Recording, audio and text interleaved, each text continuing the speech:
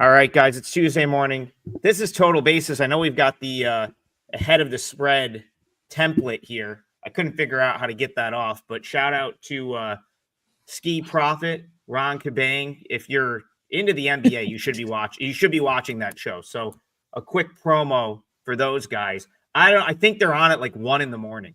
I think they are like on at some insane hour, looking at like NBA opening lines. So normal if you time are into that, good time for TV and probably Brian as well. I think it's like, nighttime over there on the West Coast. But if you're into the NBA with the playoffs around the corner, that's something you certainly should be watching. We're not going to talk about NBA today. We're here to talk about baseball. And I got to vent real quick. I have had a shitty 12 hours after a really good weekend. I went 5-0 over the weekend.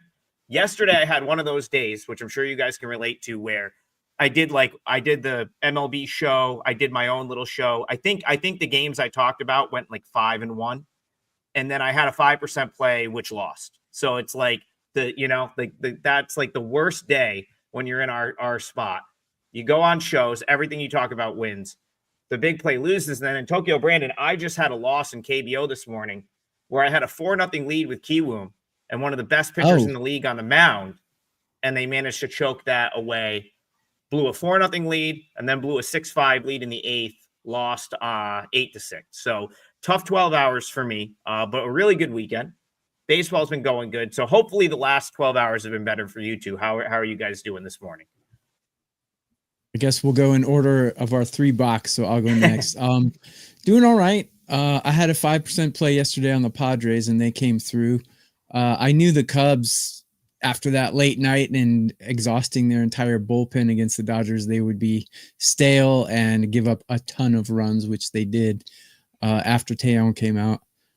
So that was good. And I think I went 5-1 yesterday. So it was a good day. $5 Tuesday today. I think we all probably have a $5 play out, or we will later. Yeah, that's how it's going for me. I stayed away from KBO tonight because I just didn't like what I saw. But Trevor Bauer is going on the mound for Yokohama Bay Stars tonight. So that'll be a good one. I'm definitely going to back him. What's up, Brian? Yes. I had a lousy day yesterday. I was on 3 shows and I gave out 4 free plays and they all lost. Wow. Did not do well. It's one of those situations where if I give out first 5, I win the game for the whole game and lose the first 5, and a lot of that stuff going on. But I thought I had some pretty good ideas yesterday. Didn't work out, so we're back. You got to do this, Brian. That's when you got to have that. You got to remember. TV could be like he could be coming home from the bar right now. What time it is at his place? Yeah. So it's a little if I started ripping out the fireball right now, we'd have a problem. 9 a.m. I could do this at 10 a.m. TV's got the fireball out. Absolutely. The other thing that's frustrating about Kiwoom, if you follow KBO, was I got the roster news right. So they were without 2 of their best players all weekend. They both were back in the lineup tonight, and it just didn't work out. And like Brian was saying, sometimes you have a good read, it doesn't necessarily work out, but we're doing this for 6 months, right? Every single day. There's going to be a million plays over the next 6 months. Hopefully more of those good reads pan out. I'm going to start with a game. I'm just going to talk about the game I lost last night, and it'll lead us into talking about this game today. So I would make the bet I lost on as a 5% play 100 times out of 100. Like I had the Nationals plus 1.5. I got in at minus 110. Of course, it went off minus 130, so had a decent number. They ended up losing. They ended up getting killed, but I still feel like pretty much every time Paul Skeens steps on the mound with this Pirates team, that he's going to be like negative EV. He's going to be priced as like a negative EV option. And that was the case again last night. And I go back and look at my handicap. I go back and look at the game. I kind of thought he'd be in there for 6 innings, maybe give up a run or 2. That's exactly what he did. 6 innings, 1 earned, gave up 2. The Pirates made 4 errors. Like, this is a bad baseball team. I think that's the point I want to, was so like trying to drive home. You've got a guy that's probably going to be out there for 6 innings on a bad baseball team. If you're going to spot me a run in that scenario, like more often than not, especially at the price, right? Everything is price relative. So if you're going to give me a run minus 110, more often than not, I'm going to take it. Nathaniel Lowe missed a game-tying home run by about a foot in the 8th inning. Of course, that changes everything. They go into the 9th down 5-3, or the bottom of the 8th down 5-3, put a different reliever in. Think it blows up. So, ends up being the wrong side when it's all said and done. But let's kind of parlay that into today's game. So we still have Nationals Pirates. It's going to be Keller against Jake Irvin. And I'm inclined to feel the same way. I don't know if I'll be back on the Nationals here because obviously would need them to win. But I'm certainly not laying minus 135 with the Pirates. I still think this is a bad baseball team that's going to play losing baseball this year. What do you guys think? Well, sorry, Brian. We'll just go in order of our boxes if that's all right. I think that the books grossly overrate Keller. He's a decent pitcher, but the books give him way too much credit. And, the Nationals are a good hitting team. I mean, they suck, but they hit, and their team total was 3.5. And I jumped on that when I saw it. It's minus 140, but I mean, with that bullpen behind him, and Keller's okay, but he's not as good as the books are pricing him like he's Wheeler or something. And he's not. So I don't know why they do that. I understand if they do it with Skeens, but so I like the Nationals team total over here. Not a huge play, but Nationals score quite a bit. I mean, they're cashing those team total overs quite often. What do you say, Brian? Well, the only problem with back in Washington is you're missing your best player. C.J. Abrams was not put on the IL. He's their leadoff hitter. He's their trendsetter. He's the guy that steals the bases. And as we've seen last year, when he's not out gambling, he's a good overall player. So without him there, it hurts that offense. But the Pittsburgh team, they've got good starting pitchers when you take a look at what they've got coming up from the minors. But Keller's a guy that I consider an average pitcher. He's an innings eater. He's one of the younger innings eaters in my opinion in baseball. His xWOBA is 383, which is not good. Expected batting average 328. So he's not gotten off to a good start this year. Both these guys have problems with walks, but that may be the best way for each team to get on the board is to take some walks. Pittsburgh's got some guys on this team that, you take a look at the catcher situation where they got 4 catchers that play regularly and none of them are any good. They just brought back Henry Davis from the minors to give him a shot, but that's a team right now. Other than that Joey Bart month they had last year where he was just terrific, they've had terrible problems out of the catcher spot. Brian Reynolds has not gotten off to a good start. Cruz was injured for a lot, but he's finally back. But I can't lay this number with Pittsburgh either, but I probably won't be playing Washington in that regard. Irvin and Keller, no advantage there in the pitching area. Keller, slight advantage. But if you take in the home advantage, the home teams win 52, 53% of the time. The line's about telling you that neither one of these teams are very good, and I don't trust either one. Yeah, I got to say a couple. So I'm with you, TB. I'm not high on Keller. Like that price does feel a little bit inflated to me. I've got this closer to like Pirates, in my opinion, should be like minus 110 here, not minus 135. So again, I'm kind of like, I don't know if I'm gonna come back with the Nationals. They've got their issues, and you talked about their lineup. Yeah, like theoretically, it should be a pretty good lineup. Dylan Cruz is not hitting anything. That's a little bit of a concern. Like there's a couple guys that are just not hitting that should be hitting on that team right now. I will say this though, Brian's right. It sucks to not have Abrams in there, but the best player on the field last night in that game for either team was Nasim Nunez, who's Abrams' replacement right now. I think he's like a little spark plug. Great little defender. I think he was 2 for 3, scored 2 of their runs. Like, so again, long-term, that's an issue, but he's played great. He played great last night. Had a great game. He almost single-handedly got them back in that game, getting on base and causing havoc on the bases. But yeah, it's like I said, last night I was getting the run. If I was like the Nationals are a team right now I'm more comfortable with if I can get a run, right? Like needing them to win a road game here is less appealing. And I'm kind of with you, even though I don't think they are at a disadvantage pitching wise.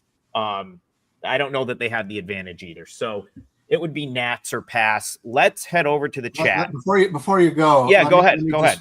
Touch on the bullpen situation. The closer for Washington hasn't pitched in like 3 or 4 days, so he's available. He's fully healthy.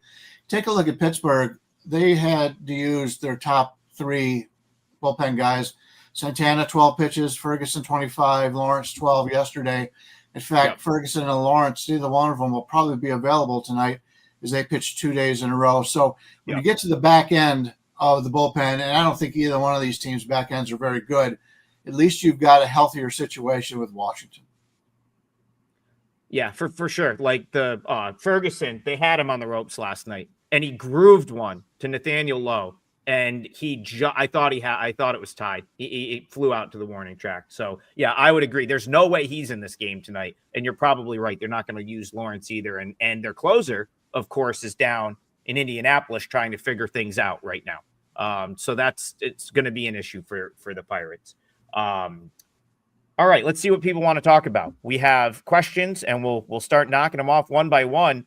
Once again, props to TB for an easy 5% winner. I fell asleep. I woke up to that 10-4 final. But Phantom Picks wants to know, do we keep betting the Padres until they lose? How about just auto fading Colorado? TB, well, since you hit such a nice win with the Pods last night, we'll let you start. Do you keep riding the Padres right now? Yeah, well, I made a free play video and sent it into WagerTalk. They'll probably be putting it on their YouTube channel very shortly, but I actually picked the Cubs to win today because you're not going to go 75-0 at home, although they are 11-0 at home, which is quite impressive. I think they're 11. What are they? 7-0 or something. Very impressive. But the starting pitcher difference is just too much today. I think Imanaga is going to handle them quite well. Randy Vasquez, although he has really good numbers against the Cubs in his past, this season something's off with him. And remember, I said something was off with the Cubs pitcher. I'm drawing a blank what his name is, but he's on IL now. He's on IR now. Justin Steele. Yeah, I thought of you when I saw that. Yes. Something was off, and I knew it, and it was off. He was injured probably the whole time, but something's off with Randy Vasquez too.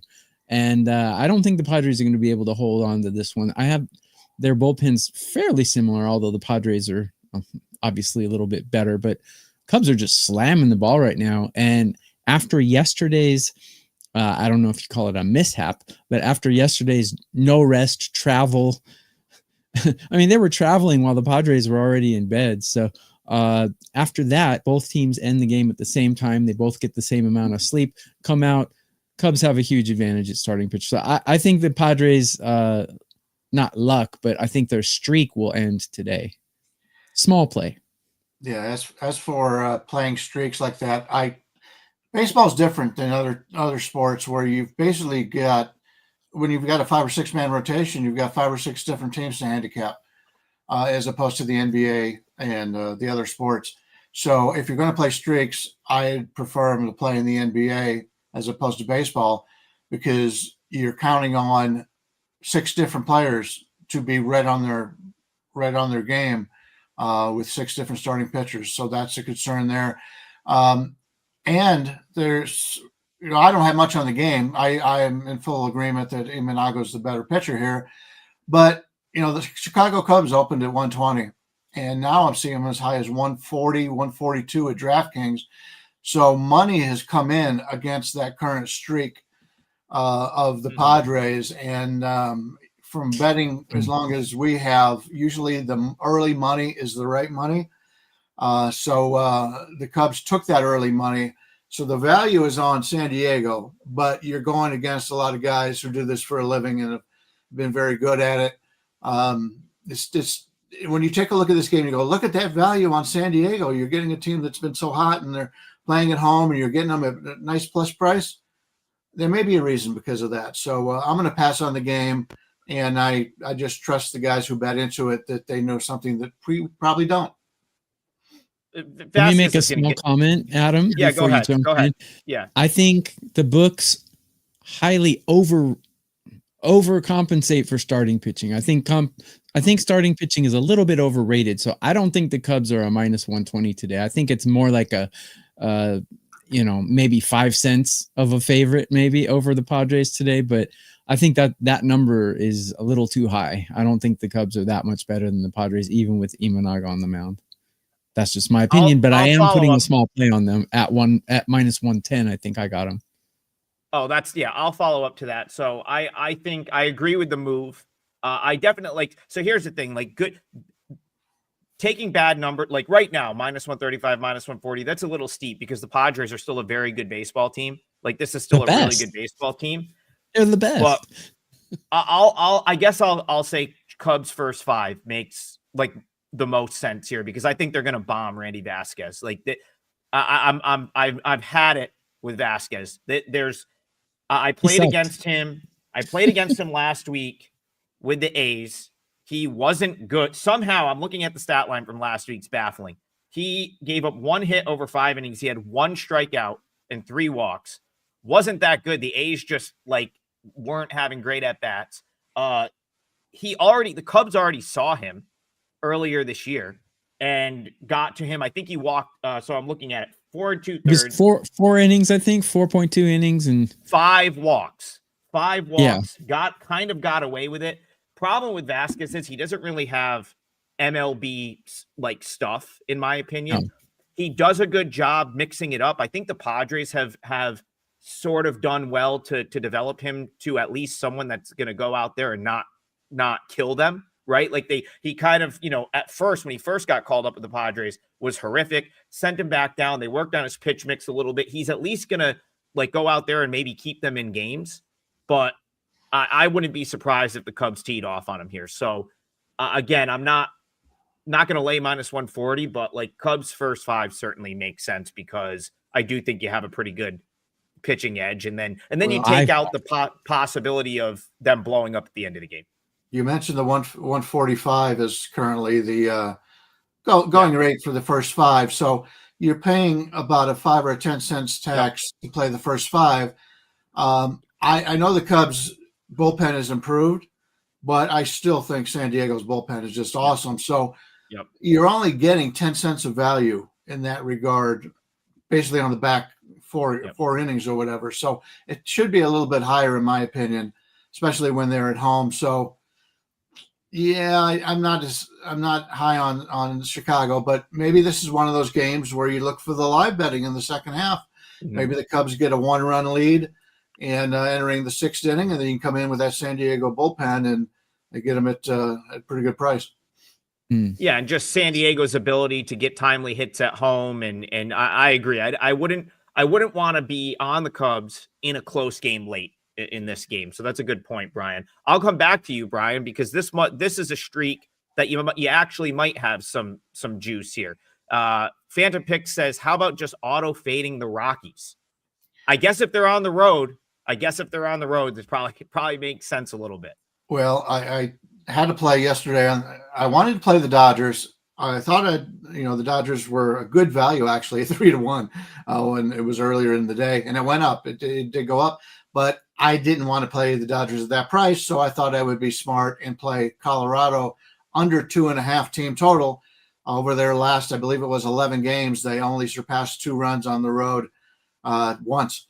And they're going against the Dodgers. The Dodgers, great starting pitching, great bullpen, and they score 3, and I lose the game. So I'm in the same agreement. I'm looking to fade Colorado when they're on the road. I'm looking to play on them when they're a home dog. And Feltner's not a guy I like. Knack, if you take a look at his pitching, which has been in the majors, his numbers have been excellent. Now, last time out, he got hit pretty well. But he's one of those guys that's been bouncing back and forth for a few years now. Mm-hmm. That hurts a major league pitcher. If you are in and every time you pitch, you're thinking, okay, if I don't pitch well tomorrow, I'm back down to the minors. That's a lot of pressure to put on these guys. And that's the problem the Dodgers have. they've got really deep starting pitching all the way down to the Double-A, but they don't have guys that are just getting up there and starting to feel like a major leaguer. And so that's always a concern when one of these guys pitches, and Nack's on the mound today. Obviously prefer the Dodgers in that one, but you got to find a different way to play it because Colorado doesn't score much. Maybe I was just a day early on the Colorado team total because I got under 2.5 at plus money, which is pretty amazing. But as Brandon would tell you, this Dodgers team, which started the season on fire, has not played well as of late, and they're just grinding through the season like I thought they would. They going into yesterday, they only had a net advantage in runs scored over the Chicago White Sox of 3. And the White Sox were the team that last year set the record for being terrible. Dodgers, one of the best teams, at least in our lifetimes that we could see. And there was only a 3-run differential between the two. Brandon, I got a question for you on this topic because so obviously prior to the season, Dodgers are a very popular pick to repeat as World Series champions. As Brian said, they got off to a slow start this year. I look at the Dodgers farm system right now, particularly the offensive players they have at AAA. They're going to be able to look at some bad team in a couple months and say, we'll take your best pitcher. They're going to be able to point and say, we'll take him. With the guys that they have available at the AAA level that they don't really need to give up. There's like 5 of the better hitters in the PCL in that Oklahoma City lineup right now. Is this the time, if you want to bet the Dodgers to win the World Series or something like a long-term future, is now the time to jump in, like knowing that they probably can only improve from this point? Well, first of all, when they play a bad team like the Rockies, when they're minus 350, there are a couple ways you can bet them. And I bet them one way yesterday and I won, which is I bet them to score first because I agree with Brian that the Rocky team total under is a good way to do it. But I've altered the Rockies team total. FanDuel and DraftKings both let you alt that. So I altered their team total to 4.5, and I bet the under 4.5 for the Rockies along with Dodgers or Padres on the money line or Dodgers on the money line, whatever. Anyways, I parlayed it together and did that.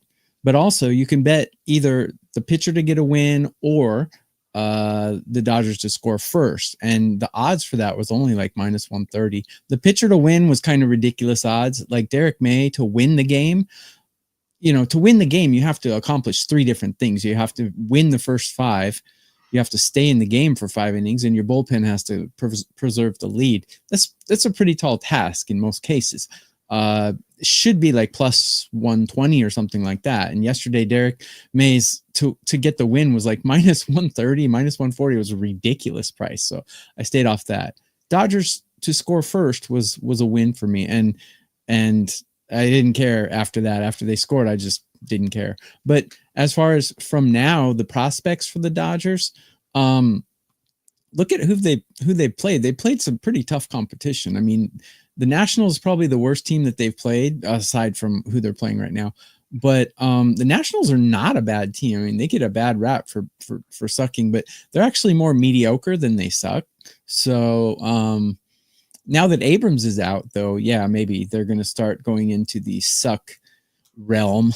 But up to now, I think they were a pretty mediocre team. I mean, they're on par with, in my opinion, they're on par with, I don't know, they're better than Miami. They're better than Pittsburgh, in my opinion. But, I mean, it's all relative.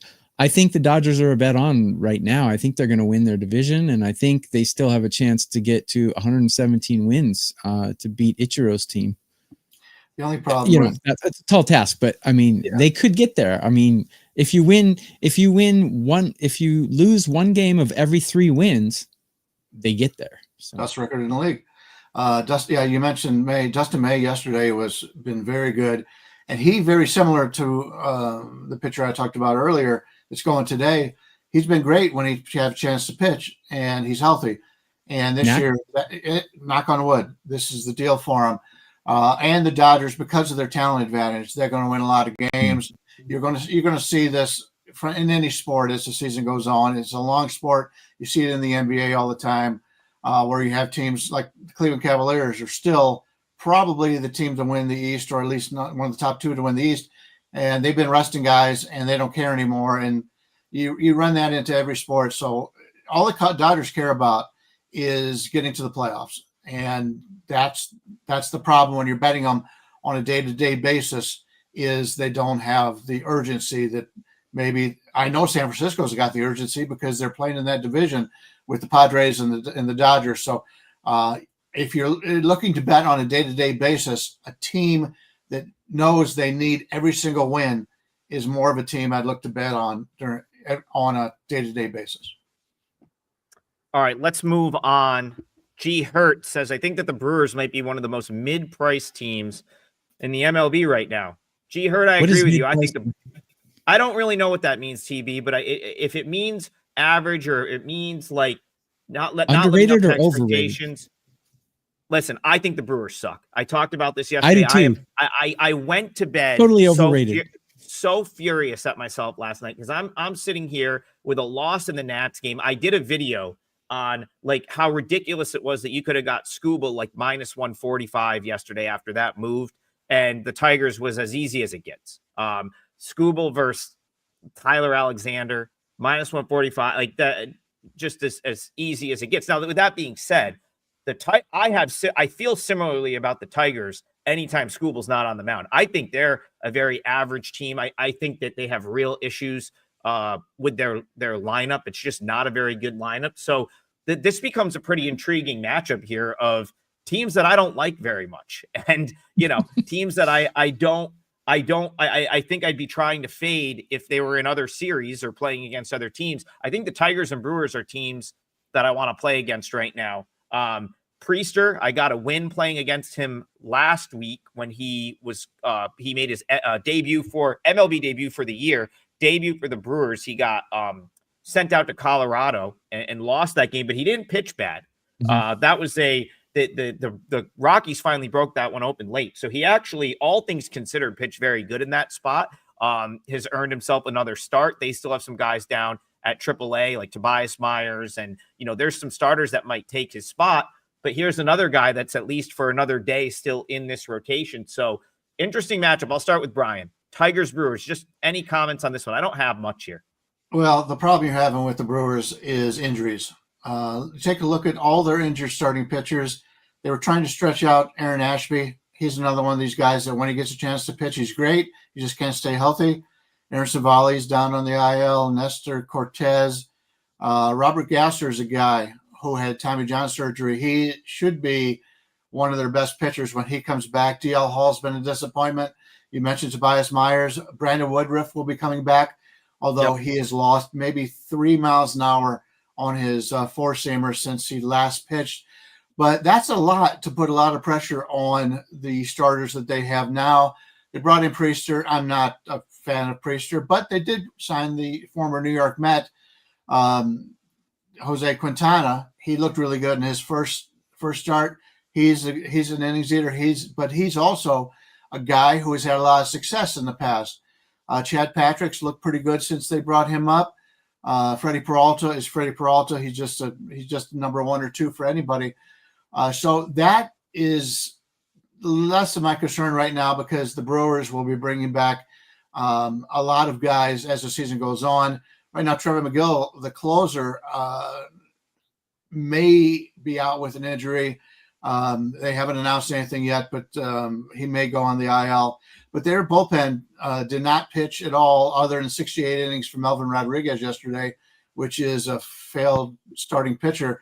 Their bullpen is fresh here. So I like the hitters. They've got guys in the minors that should have made the major league team.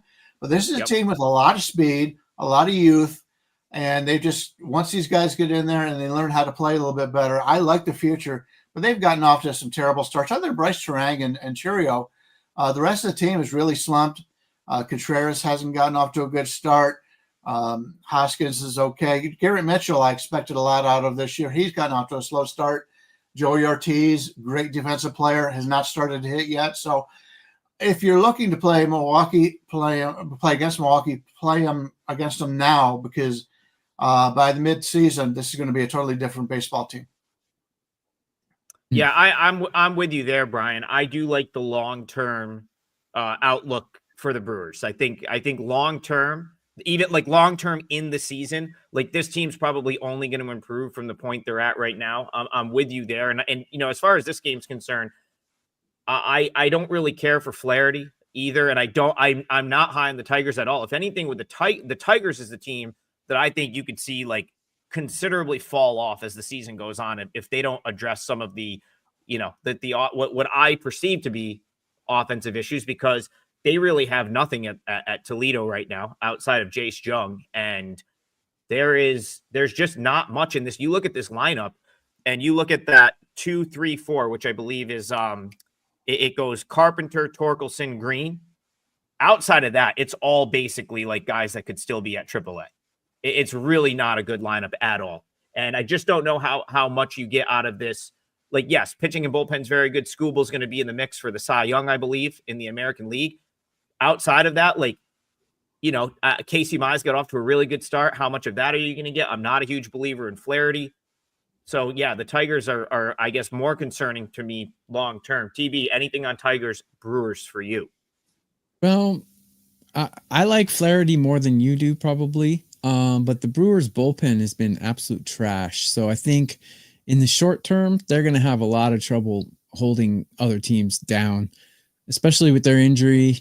They're calling guys up who shouldn't be in MLB, and then backed by that horrible bullpen. I think the short-term prospects for Milwaukee are not looking very good. I'm a little higher on the Tigers than both of you guys, though. I saw Torkelson play against the Dodgers, man. That guy was amazing. He was like, he was playing like Mookie Betts out there. I couldn't believe it. He got on base. Like, I think he had 13 at bats. He got on base 11 of them or some crazy number.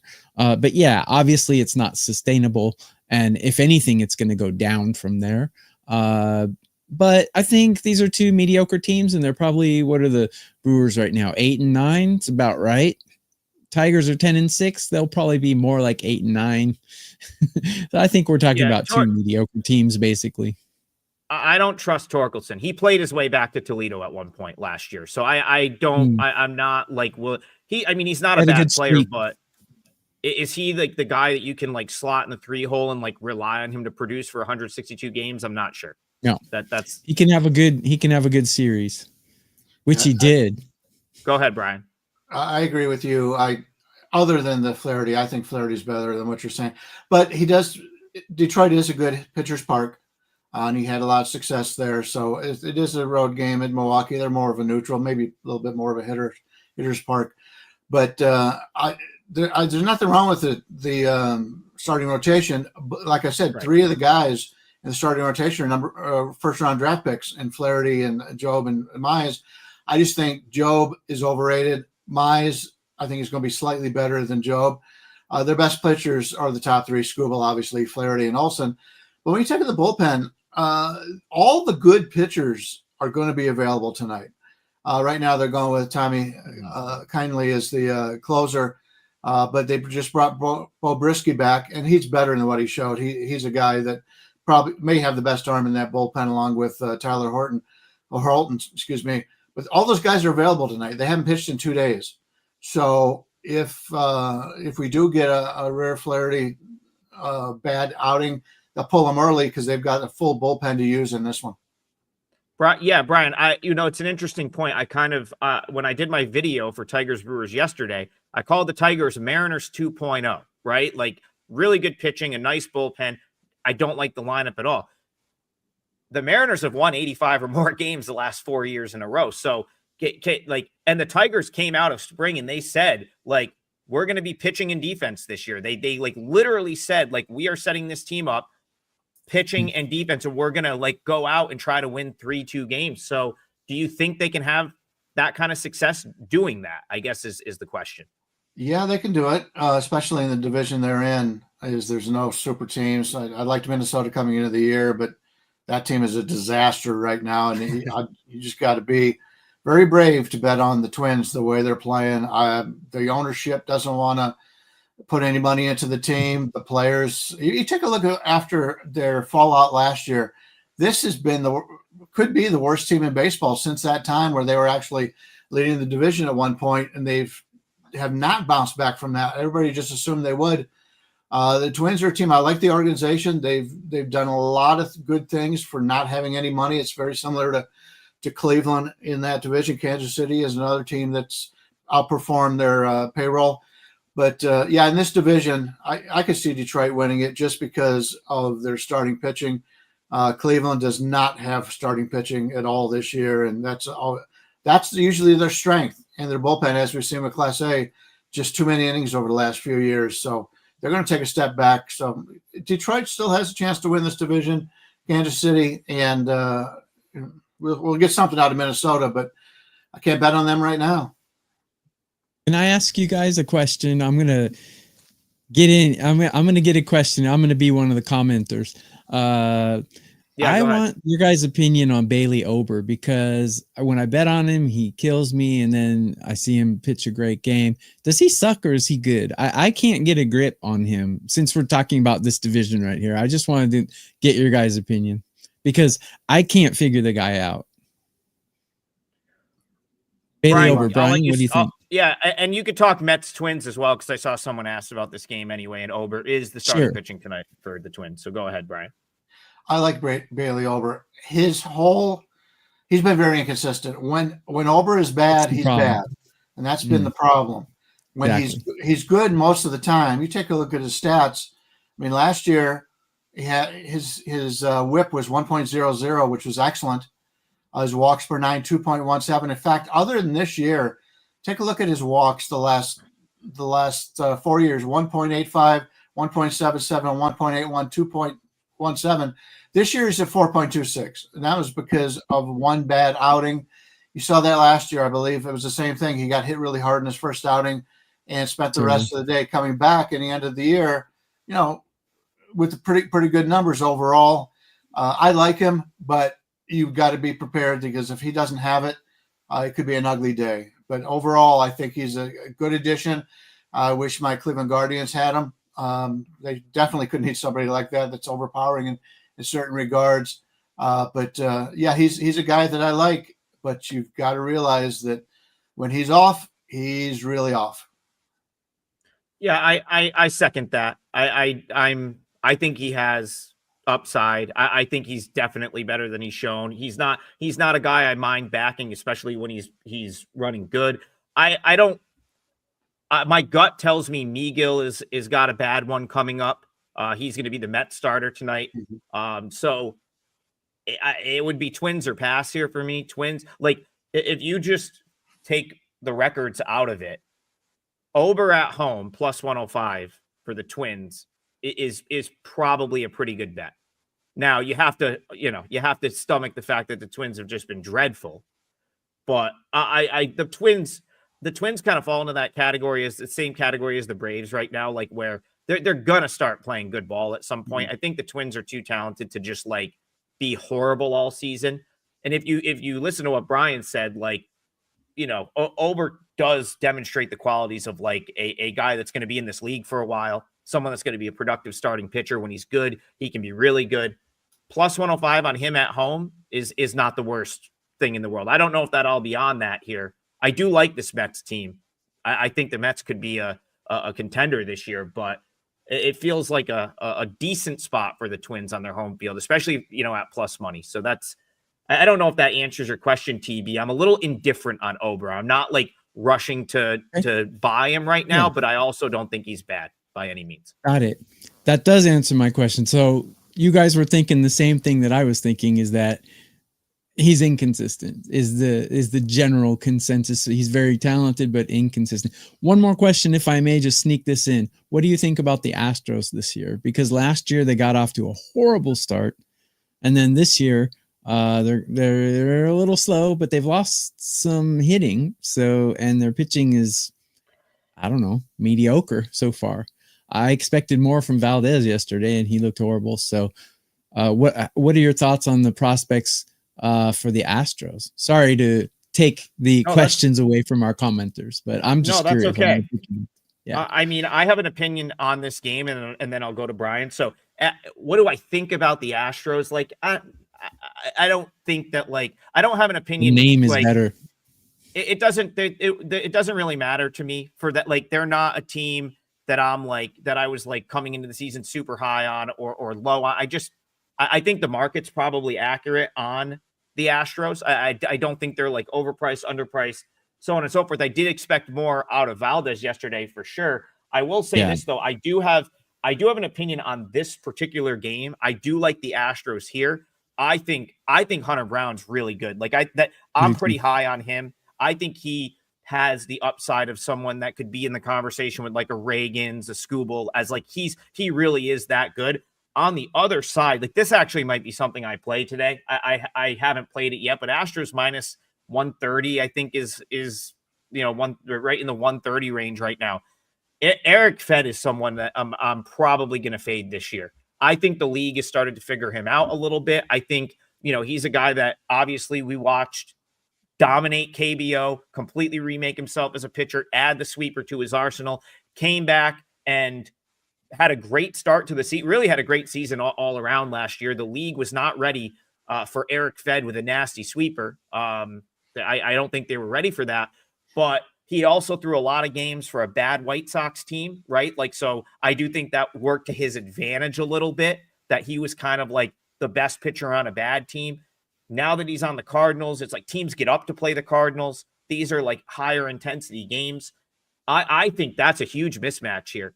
Like Brown against Fed, Astros, like to me, that should be more like minus 150. So at minus 130, I do see some value on the Astros there. And I'm not as high on the Astros as a team, but I love Hunter Brown. I'm very high on his ability as a pitcher. Coming off the loss last night, I think, you're going to have your better relievers kind of rested. I don't think the Astros have played a close game in a couple of days, so they should have the bullpen ready to rock tonight. I actually really like that. Astros is a good play. I may add that. Yeah, I agree. They none of the key bullpen guys pitched last night. They did pitch the day before. Brian King's pitched 2 out of the last 3. He may not be available. And Abreu pitched 23 pitches on Sunday, but he didn't pitch yesterday. So I expect them to have their full bullpen here. As for the team for the Astros, I love Brown. I think Brown, if you can get a good number to win the Cy Young Award, I would put it on Brown because he's going later into games now. He's starting to mature. That's the problem you have with a lot of these guys is they're going to go 5 and fly. Those guys are not, I don't care what their records are, they're not going to win the Cy Young only pitching 5 innings when other guys are pitching a solid 7 many times over. But you take a look at the starting staff right now. It's not good, but look at the injuries. Spencer Arrighetti, freak injury, just out shagging fly balls, and he gets hit in the hand. He's out right now. JP France, he's okay. Luis Garcia has proven to be a great pitcher when he's healthy. Problem is he continues to be pushed back in his training. Christian Javier is out. Lance McCullers, which is a guy we have not talked about in the last couple of years because he's always hurt. He is on the verge of making it back to the majors. Now, when he comes back, is it going to be for 1 start? Is it going to be for 5 starts? Or can he finish the entire season? If he could come back with the stuff he has, that would be a huge boost to this Houston team. So once again, very much like the Milwaukee Brewers that I talked about earlier, maybe they're not the greatest team right now, but as the season goes on, they get some of these arms back. This is a team in Houston. They've proven that even if they have been cheating, whatever, they've proven they've got a good organization that knows how to win. Yeah, McCullers pitched for Sugarland a couple days ago. I watched most of his start. It was the first time this year they really let him go, like more than, they really sent him out there as like a starter. The other 2 were like very short, like just get your feet wet type outings, but he was great. 4 innings, no one could touch him. I think he gave up 1 hit, 5 strikeouts. I'd imagine they'll probably send him out for Sugarland this week at some point. I think they're going to want to stretch him out again, but if he looks anything like he did a couple days ago, I'd say his next one after that is in the big leagues. And I'd be interested in backing him when he gets back because he looked very, very good a couple days ago for the Space Cowboys, Brandon. That's the Sugarland Space Cowboys. Is there Jamiroquai? All right. I got a comment. We got a comment in the chat. If you bet based on Adam, you will be 0-92 fast. I'm 10-6 on the MLB season so far, and I'm up across all baseball right now. So I don't. 92 would be I would difficult. disagree with that one. Kind of disagree with this comment too. Bounce back mode for the Phillies expected. The Giants are good. We talked about this on Friday. This Giants team is the real deal. I think I brought up on the show on Friday, like, if you were going to take a position against the Dodgers in this division with a team to win the division, it would be the Giants. Like, I think they're for real. I think they are absolutely capable of hanging around in this division. Like Brian said, the Dodgers, it's about getting through 162. It's about getting through, getting to the playoffs. I don't think the Dodgers are like overly concerned with winning the division. I think they'd love to if they could, but the Giants they're awesome. Now, do I love them tonight? I don't know. Like, they probably have a loss coming to them at some point, couple wins in a row. But this is another one I'm kicking myself for yesterday. I mean, the fade of Taijuan Walker was right there for me at plus money. I left it. And of course, the Giants just bombed him. Take 2 of 3 from the Yankees over the weekend. Talked about that on Friday in my solo video that I loved the Giants in that series. They get it done. Take 2 of 3. Brandon, how about Jung-Ho Lee, former Kiwoom hero? He is awesome. And he is having this team's the real deal. You won't find me betting against the Giants, and you definitely won't find me laying $1.60 against this Giants team right now. Brandon, why don't you comment on that series? Phillies Giants, what do you think? Well, aside from having Kate Upton as his wife, I don't see a lot of upside for Justin Verlander. I mean, he's still got the name, but he's been tagged 2 starts in a row. He came out in his first start doing okay. Cincinnati, decent lineup, crushed him. Seattle, back a few weeks ago when they weren't hitting at all, crushed him. He hasn't lasted out of the 6th inning in either one of those starts. I think Philadelphia is going to pound him. And then you look at the other side, Luzardo. I like Luzardo a lot, actually. He's one of those guys who comes from a horrible situation. I mean, these guys are human beings. So pitching for Miami, you have zero motivation except personal stats to wake up and go out and pitch a good game. But now you're on the Phillies. You're on a contender, and I like what I see from Luzardo. However, these Giants have crushed him throughout his career. So if anything, I think an over in this game or either one of the team's team totals, maybe you can get the books really love names. Anytime you see Wheeler, Nola, Verlander, or drawing a blank, too much red hot here.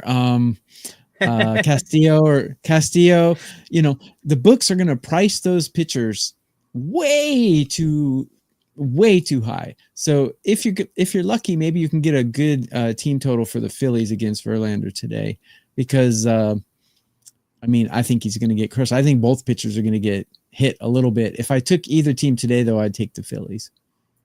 I prefer the Phillies side also. Luzardo, as you mentioned, came over from Miami in a trade. He looked DeGrom too, yeah, Jack. Coming from Miami to Philadelphia, where despite this being a good hitter's park, they've developed some really good pitchers here. Wheeler, Luzardo, Nola. We've seen Christopher Sanchez, gentleman. Yeah, I'm sure you were thinking of, but when they're on the mound, Nola, I could fade Nola. Nola's getting older. Walker, definite fade. But Wheeler and Luzardo and Sanchez, it's going to take a lot for me to want to bet against them when they're pitching at home, especially when you take a look at this bullpen. Alvarado has just been lights out. He lost some weight and he's picked up some more speed on his pitches. He's done great. Matt Strahm, to me, the most underrated relief pitcher in Major League Baseball. Orion Kirkering, the future closer for this team.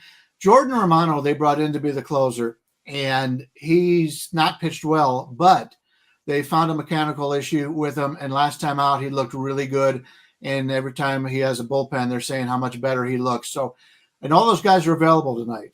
Only 19 total innings in the last 2 days, or 19 total pitches, excuse me, the last 2 days for that bullpen. So you got a full bullpen here with a pitcher that's developed some different mechanics since last time you saw him pitch in Miami.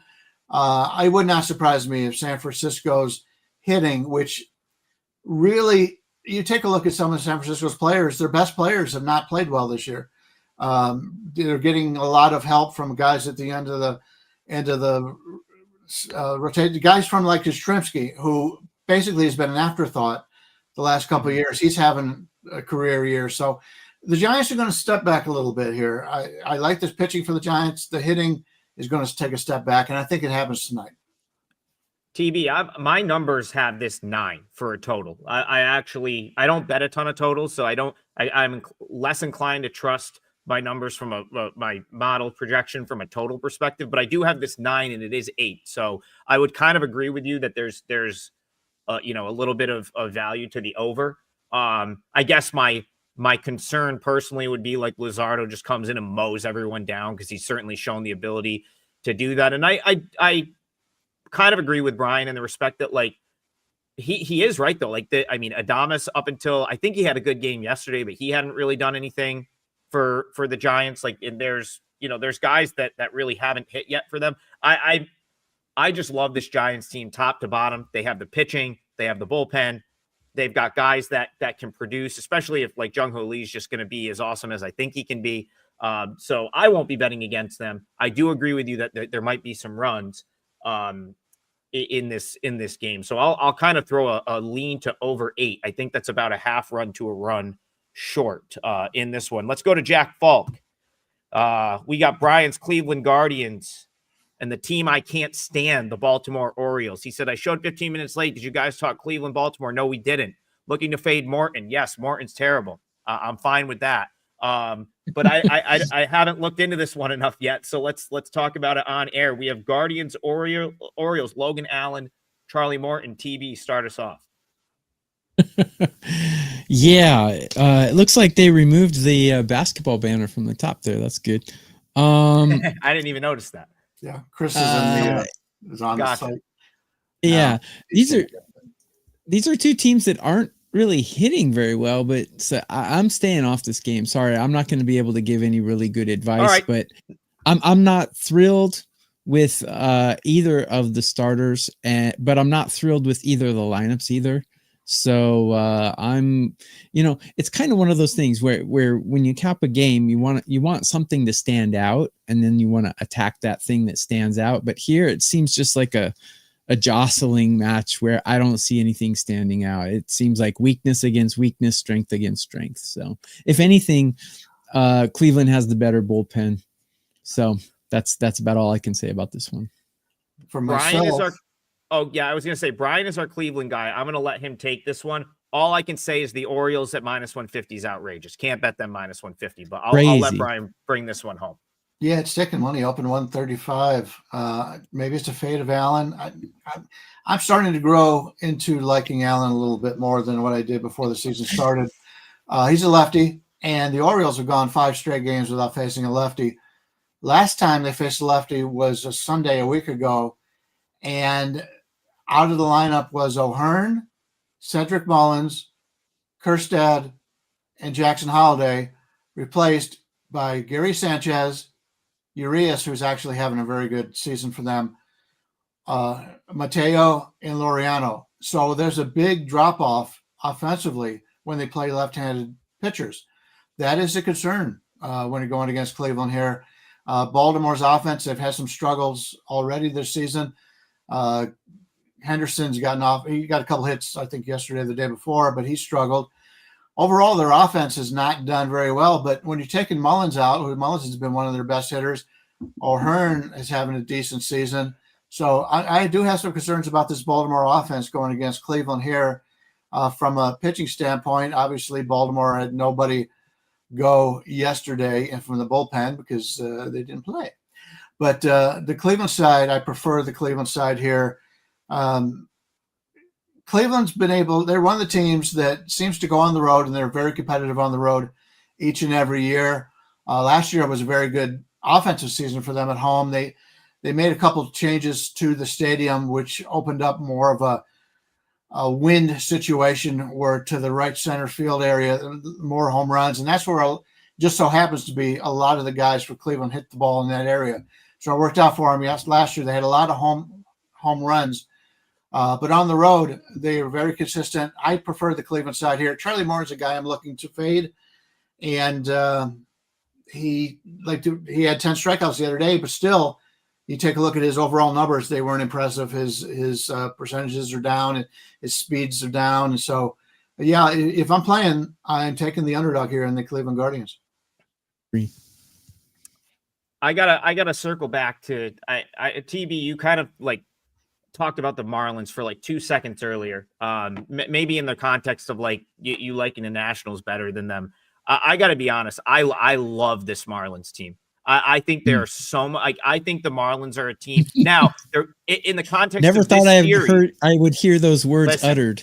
Listen, they are that GM should have whoever took over for that other. I think it was the woman that got fired or something like that. Yeah. The GM of the Marlins right now is doing work in the farm system. And a lot of these guys, I mean, because it came to mind. It came to mind when we were talking about the Orioles, how they absolutely just fleeced the Orioles last year. I think Adam's been drinking too much of this. Listen, I'm telling you right now, they went out and got they got who was that bum they traded to the Orioles for Norby and Stowers? I think Tanner Scott, right? Like they flipped him. Oh no, they flipped former Miami starter. Yeah. They flipped him for Kyle Stowers and Connor Norby. Stowers has been awesome. They went and got Mervis from the Cubs organization, a guy that like never could fit into the big league team. The Cubs, that's another team. The Iowa Cubs have a loaded roster. The Cubs organization is loaded. So they grabbed Mervis from him. They went and got Devison De Los Santos in the trade with the Diamondbacks. He's still down at AAA because he hasn't really been hitting. Augustin Ramirez was the Yankees' best prospect. They somehow managed to get him. The guys they have at the big league level right now, this is an exciting team in my opinion. Like, I really think that they're going to be super underrated as the season goes on. And, they come into play today. Like, they come into this series. They're 8-7 right now? Like, I think they're 8. Oh, they're 8-7. So that's like a pretty respectable start through 15 games for the Marlins. I won't be fading the Marlins. If anything, I'm going to start buying this team because I think they probably have the best mix of young talent that no one really knows about. I don't love Gillespie, their pitcher tonight, but they have a lot of young talent and people I don't think have any clue how good this team is. Need a bullpen. Total agreement with you on that. They brought in totally different pitching coaches, and they've done a tremendous job. Just look at Max Meyer. Look at the way he looked last year. Look at the way he looks this year.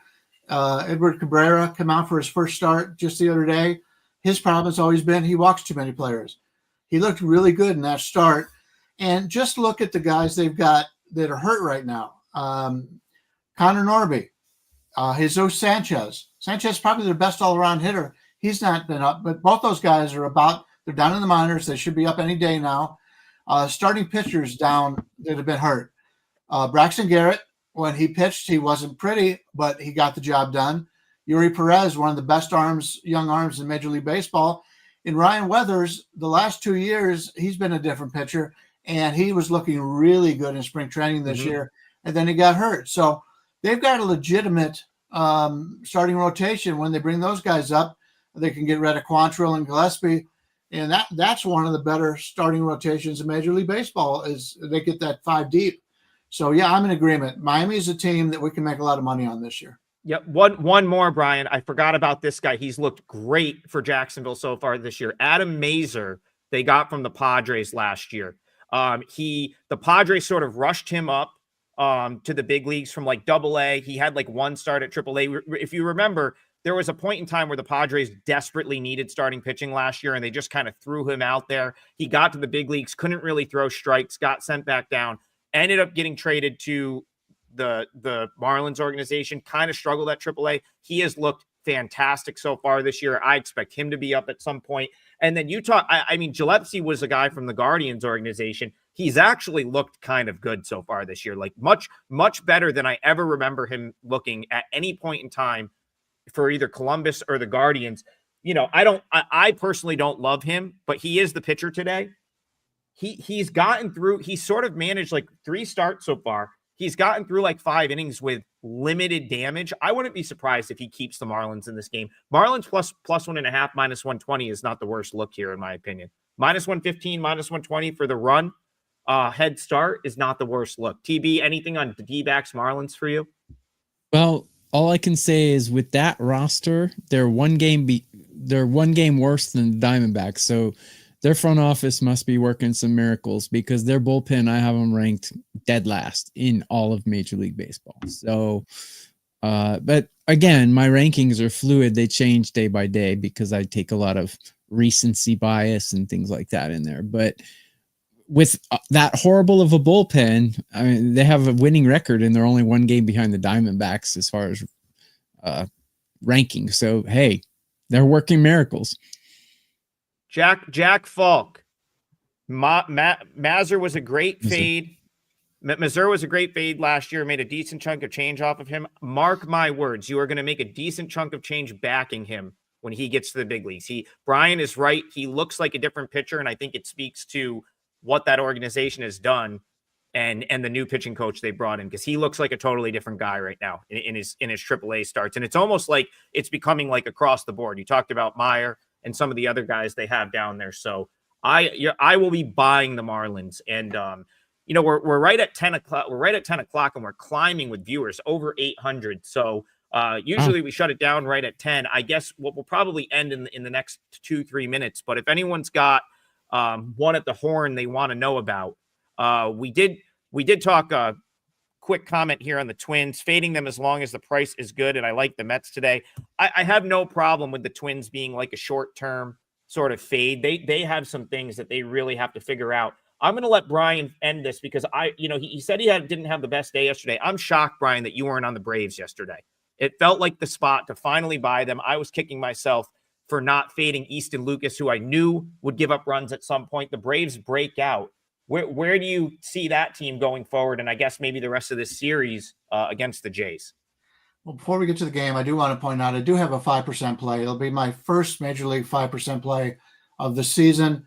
It's only $5. Normally it's $35. Yep. So I want to grab that today. Tuesday's Customer Appreciation Day for all 3 of us, as well as the entire site. If you want to try us out, today's the best day to do it. And I haven't had a 5% in any sport in this month. I believe I had Atlanta yesterday in one of my free plays. I don't remember where it was. It was on my site or I gave it out on video, but I like the situation today.